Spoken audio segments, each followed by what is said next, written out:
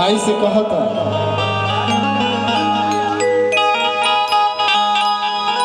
आरे दवना मरुआ रोपलिए मैया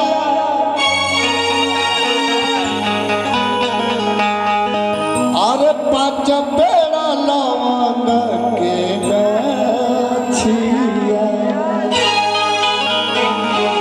तनकी और बढ़ाओ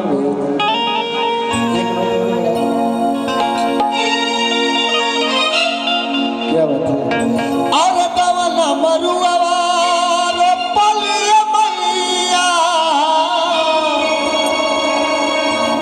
अरे पाँच बेड़ा लवंग के गाछिया कि दुनू बेड़ा अरे देहबे माई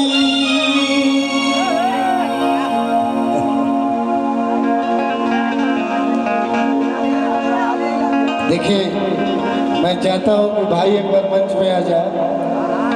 ये आप लोग के गार्जियन हैं, भाई हैं, आप लोग के बेटे हैं, लेकिन मैं चाहता हूं कि इनको एक बार बुला के मंच पे कम से कम जो हमको बुलाए हैं तो उनका स्वागत करना जरूरी है ना। आदरणीय इनके बड़े भैया बादल भैया के तरफ से बहुत बहुत पुरस्कार। भैया के बस दुलार प्यार मिलत रहे ये ना हो होके के चाहिए। आदरणीय रविंद्र भैया कितना मंच पे आ जाए। भैया भैया मंच पे आ जाए। अरे आ जाए भैया, इतना टाइम कहाँ।